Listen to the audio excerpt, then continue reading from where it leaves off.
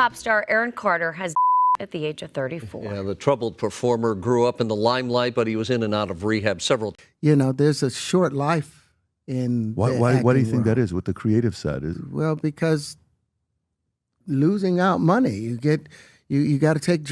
You're going through so much to try and deal with life. The news of Aaron Carter's passing hit like a thunderbolt.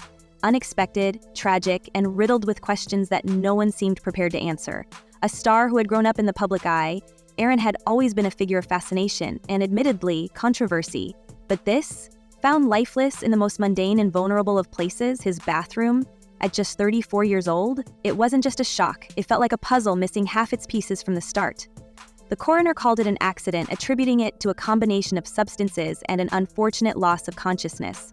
But the details, the whispers, and the eerie timing of it all, they've left a lot of people, especially those who knew him best, wondering if there's a much darker story lurking beneath the surface. She hadn't seen him all day Friday, and then decided she always gave him coffee in the morning, made coffee for him. So she went to his door, his bedroom door, and knocked on it, and then heard the dog in an extremely agitated state inside Aaron's bedroom. And that's when she decided she would open the door, and she discovered him. But it looks, Brad, like he had been for. Aaron's mother, Jane Schnick, wasn't about to sit quietly and accept the official narrative. From the moment the news broke, she made it clear she believed something was off. Her social media posts were raw and unfiltered, full of grief and fury, pointing to what she called a mishandled investigation. She wasn't just mourning a son, she was demanding answers. Why are the towels perfectly placed? She asked, pointing to crime scene photos that seemed too staged, too neat for the chaos of what had supposedly happened. To her, and to anyone who paid attention, this didn't feel like the aftermath of a simple accident. It felt like someone had tidied up before leaving the scene. But it wasn't just towels and photos that raised eyebrows. The entire setup of that bathroom told a story that didn't quite add up. The water in the tub had turned green by the time Aaron was found, something experts attributed to chemical reactions, but it was unsettling nonetheless. Then there were reports of scattered items, clothes, personal effects, and an unsettling smear of substances on the floor. Nothing about it screamed natural sequence of events. And let's not ignore the fact that Aaron's phone, his lifeline to the outside world, was nowhere near him. It was found later in his car, which struck many as odd given how inseparable he was from it. For a man who lived and breathed through his social media presence, the idea that he'd leave his phone behind during his final hours felt almost absurd. Yeah, Rick, MB, the street is now cleared. People have been moving in and out of that home behind me all day. And tonight we heard from some of those closest to Aaron Carter, and they all say the same thing. They all share stories of a very kind, loving, caring, humble, yet troubled young man. Adding to the peculiarities was the fact that Aaron had been vocal, almost alarmingly so, about feeling unsafe in the months leading up to his passing. He'd spoken openly about receiving threats, cryptic messages, and the growing sensation that someone or some people wanted him gone. These weren't just paranoid ramblings. Aaron had a history of erratic behavior, sure, but this was different. He'd gone as far as to publicly plead for protection, even hinting at having information that could expose powerful figures. His TikTok video from just 2 days before his passing is haunting in hindsight. In it, he seemed distracted, almost frantic, as he talked about people trying to silence him. He mentioned tapes, evidence, he suggested, that he had been holding on to as a safeguard. Tapes that, according to him, could ruin lives if they ever saw the light of day. And that's where the whispers about Sean Diddy Combs began to grow louder. The mogul, already embroiled in a whirlwind of legal battles and accusations, became an unexpected figure in the web of conspiracy theories surrounding Aaron's passing. Online sleuths began connecting dots, highlighting Aaron's past statements and his veiled references to the music industry's dark side. Some even suggested that Aaron's cryptic comments about freak-offs and powerful people weren't just the ramblings of a troubled man, they were warnings. My family knows. Before I did the show, the doctors, they knew that I was taking Xanax and stuff like that, and that I was going to actually psychiatrists to do that. I know that there is no happy ending to any of those medications. Proud of you for realizing that. Diddy, a name synonymous with fame, fortune, and a seemingly untouchable empire, had been facing his own storm of allegations. Lawsuits piled up, accusing him of orchestrating events that many would rather not speak of, involving people who preferred to remain anonymous. The timing of Aaron's passing, just as these allegations began to gain traction, was enough to fuel the fire. Could it be that Aaron, with his insider knowledge and unfiltered nature, had become a liability? Was there something he knew, something he had seen, that made him a target? What's your greatest fear? My greatest fear? I don't even know how to answer that question. Not being able to live as long as I can. That's my greatest fear. The speculation grew wilder when details from Diddy's legal troubles began to surface. The mogul's infamous parties, long rumored to be more than just extravagant gatherings, had become a focal point in the media. Terms like freak-offs entered public discourse, painting a picture of events that were as exclusive as they were questionable. These weren't just wild nights, they were orchestrated productions, complete with themes, props, and allegedly hidden cameras. For years, these whispers had circulated, dismissed by many as gossip or exaggeration.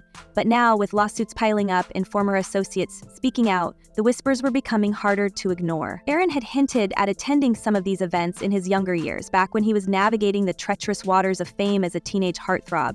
He never named names outright, but his descriptions of the industry's underbelly matched the stories emerging about Diddy's so-called gatherings. And if Aaron had evidence, those tapes he mentioned, then it wasn't hard to imagine why someone might want to keep him quiet. You are literally, it's an unhealthy space. And so eventually you're going to go too far, you know? Who knows what happened to Philip? Who knows what he had to do in order to get to where he was at? There's a lot of things that people do that end up sitting and they can't get over it. And they got to keep getting high, hoping to get it out of their head, you know, but when you lose your man card. But here's where things get even murkier. In the days before his passing, Aaron's behavior took a strange turn. He'd reportedly been preparing for a fresh start, listing his home for sale and making plans to move forward. Yet, those close to him say he seemed distracted, even paranoid. He'd been reaching out to friends, talking about feeling watched, and expressing fears for his safety. One friend revealed that Aaron had been asking about hiring private security, a move that seemed out of character but undeniably urgent. And then there's the housekeeper. The person who found Aaron's body has become a figure of intrigue in her own right. Reports suggest she was a relatively new hire, someone Aaron had taken in to help her get back on her feet. But her actions, or lack thereof, on the day of his passing have raised eyebrows. Why did it take so long for her to discover him, and why, according to some accounts, did she seem so calm when she finally did? These questions haven't been answered, leaving yet another layer of uncertainty in a case already shrouded in mystery. Jane Schneck, for her part, isn't letting up. She's called out law enforcement for what she sees as a failure to treat her son's passing as anything other than an accident. They never investigated it as a possible crime scene because of his past, she's said, referring to Aaron's well-documented struggles. To her, this isn't just about finding closure, it's about justice. She's even gone so far as to share graphic photos from the scene, hoping to draw attention to what she believes are glaring inconsistencies. Card. What is that? What do you mean by that? You give up your ability, your right to being a man. A man don't take it, a man gives it. So when you give up that man card, you don't get that back. Are you saying what I think you're saying? Now, I'm saying what I'm saying. The public, too, isn't ready to move on. Social media is ablaze with theories, debates, and demands for transparency. Was Aaron's passing truly an accident, or was it something far more sinister? And if Diddy's name is even tangentially involved, what does that say about the power dynamics at play? These aren't just questions about one man's untimely demise. They're questions about an industry that has long operated in the shadows, protected by wealth and influence. As the pieces of this puzzle come together, or perhaps as more pieces seem to go missing, the focus shifts to the bigger picture. Aaron's passing is a tragedy, yes, but it's also a catalyst, exposing cracks in a facade that's been carefully maintained for decades. And with every new revelation, every leaked detail, it becomes clearer that this story is far from over. And just when you thought this couldn't get any messier, the courtroom drama surrounding Diddy's empire took everything to a level that even the boldest imaginations couldn't have scripted. The leaked tapes, yes, those tapes, went from whispers on the internet to tangible evidence sitting in the hands of federal investigators. These were hours of footage, allegedly showing the mogul orchestrating the very events that had been cloaked in secrecy for decades. The so-called freak-offs, not just a tabloid myth, not just exaggerated gossip about celebrity debauchery. These recordings reportedly laid bare the calculated, methodical way these gatherings were set up. And if the details weren't already chilling enough, the tapes allegedly showed a man who wasn't just a participant, he was the puppet master. That was all the people that went to the Puffy parties. That was all the people that did all those things thinking that there was never going to be a consequence for what they were doing. Got punked out and pimped out by some greater desire. You shouldn't have a greater desire than being a man. So I believe that's a big problem with a lot of the actors out there because they get fluid. And next thing you know, once you go fluid, The courtroom erupted when prosecutors revealed the existence of these recordings. The footage, they said, contained everything: dimly lit hotel suites transformed into what can only be described as personal playgrounds, meticulously arranged props, and a revolving door of attendees who seemed more like pawns than guests. The tapes allegedly showed Diddy not just present, but giving instructions, directing the lighting, positioning the people, orchestrating the whole twisted production like it was a movie set. And the most unsettling part, the cameras kept rolling long after the events concluded, capturing moments of vulnerability, chaos, and in some cases desperation. But here's where things took a truly sinister turn. According to insiders, these tapes weren't just mementos of excess, they were weapons. The recordings, prosecutors argued, were used to keep people silent, a form of insurance, if you will. If anyone ever thought about speaking out, well, they'd have to think twice, knowing that damning footage of them existed, locked away in Diddy's possession. And let's be clear, the people involved were not just anonymous faces. As the investigation expanded, names began to surface, names that sent shockwaves through Hollywood and beyond. One name that came up repeatedly was Terrence Howard. The actor, known for his roles in some of Hollywood's biggest films, had already raised eyebrows when he spoke out about his unsettling encounter with Diddy. He had painted a picture of a man who blurred the lines between professional and personal in ways that left Howard deeply uncomfortable. But now, with these tapes allegedly in play, the context of Howard's story shifted. Was his experience just the tip of the iceberg? Was he unknowingly brushing up against a far darker operation than he could have imagined? And if so, how many others had similar stories they were too afraid to tell? So, Terrence Howard appeared on the PBD podcast with Patrick Bet-David, and the episode, this premiered on April 4th. Definitely making the rounds because in this episode, Terrence Howard describes an interaction with Diddy where he says that he believes that Diddy was trying to have with him. Let's take a look. It wasn't just Howard, though. Other celebrities once thought to be untouchable were reportedly implicated in these recordings. A list names were whispered in hushed tones. People who had attended these gatherings, people who had been caught on camera. Some were said to be willing participants, others less so. The speculation alone was enough to send PR teams scrambling, issuing vague denials and no-comment statements faster than you could refresh your feed. The public wanted answers, and Hollywood wanted this nightmare contained. And speaking of containment, Diddy's legal team was working overtime to discredit not just the tapes, but the entire narrative surrounding them. They argued that the footage was taken out of context, that what prosecutors were framing as evidence of wrongdoing was in reality nothing more than over-the-top parties blown out of proportion. They claimed these were consensual events attended by adults who knew exactly what they were signing up for. But here's the thing, if these gatherings were so above board, why the need for secrecy? Why the locked safes, the encrypted files, the elaborate measures taken to ensure that no footage ever leaked? The defense's arguments rang hollow, especially when prosecutors hinted that some attendees may not have been in positions to consent at all. Then there was the matter of the cleanup crew. Yes, you heard that right, a team allegedly hired to scrub these locations of any evidence once the events concluded. According to court documents, these individuals weren't just wiping down surfaces, they were disposing of props, shredding documents, even replacing furniture when necessary. The level of detail was staggering. It painted a picture of someone who wasn't just indulging in excess, but actively working to cover his tracks. And for good reason, it seems, because as investigators dug deeper, they uncovered patterns that extended far beyond the parties themselves. Did you ever have the opportunity where you got invited and you said no to it? Hell yeah. What was the consequences when you said no? Puffy invited me for weeks, asking me to come and teach him how to, wanted me to be his acting coach for a while. Go there and he's sitting around just looking. I'm like, okay, what's the material you want to work on? He's just looking at me. The tapes, as it turned out, weren't the only things Diddy had kept under lock and key.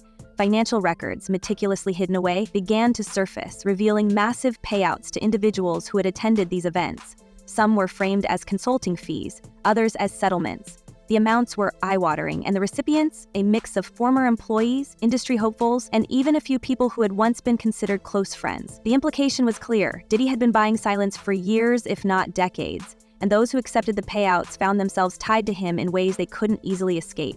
But now, with the tapes in evidence and the payouts exposed, the narrative was spiraling out of control. What had once been whispered about in industry circles was now front-page news. The parallels to Jeffrey Epstein were impossible to ignore. Here was another powerful figure accused of exploiting his influence to orchestrate and conceal unspeakable acts.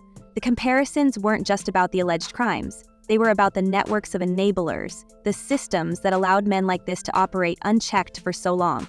And just like with Epstein, the question loomed, who else knew? Who else was complicit? And how deep did this go? Heard him from. Here at Epstein's Palm Beach home is where much of the alleged abuse took place. According to court documents, as far back as 2001. The public's fascination with the case only grew as more details emerged. People wanted to know about the famous faces caught up in the scandal. Who was at these gatherings? Who had attended willingly? And who, if anyone, had been coerced? And what about the tapes that hadn't been leaked yet? The ones prosecutors hinted were even more damning than the footage already in evidence. The anticipation was palpable, the outrage even more so. It wasn't just about Diddy anymore. This was about an entire system that had allowed him to operate with impunity for so long. Will you help me? I want to hear your music. So I come over there and I play the music. And he's sitting there, just looking at me, like waiting. Okay. So then my assistant was like, you know, he wants to hang out with you next week. And I was like, for what? He's like, I think he's trying to you. That's what my assistant said. And I was like, oh, okay. Now I get it. So now no more communication. And yet, for all the revelations, there were still so many unanswered questions. What would happen to the others implicated in the tapes? Would they face charges, or would they escape accountability? And what about the people whose lives had been upended by all of this? The ones who had stayed silent for fear of retaliation? Would they finally feel safe enough to come forward, or would they remain in the shadows, their stories untold? As the trial date loomed closer, the stakes couldn't have been higher. This wasn't just a legal battle, it was a reckoning for Diddy, for the industry, and for everyone who had turned a blind eye. The public demanded justice, but they also wanted something more. They wanted the truth, and with every new leak, every new revelation, it became increasingly clear that the story was far from over. But what do you think? Are we just scratching the surface, or is this the beginning of the end for one of the most powerful figures in music history? Drop your thoughts in the comments and don't hold back. This is a story that's still unraveling, and trust us, you're going to want to stay tuned for what's coming next. See you in the next one.